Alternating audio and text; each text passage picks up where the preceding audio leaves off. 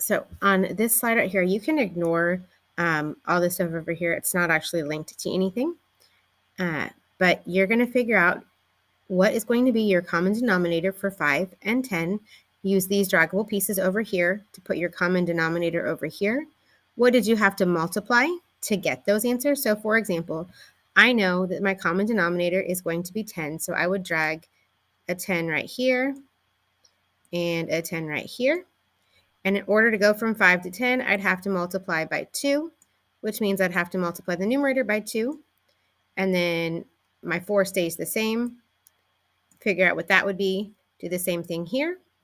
And then go ahead and add your fractions.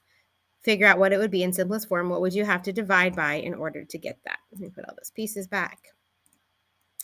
So that's what you're doing on all the slides. The next slide is another addition problem. There are some extra numbers on here that you can use. You will not use all of them. Try and put that back where it belongs. So if it is a slide like this, you're going to use all of the draggable pieces. If it's a slide where you see all the numbers 0 through 20, you are not going to use all of the draggable pieces. On this slide, you're going to add. You will not use all of the pieces.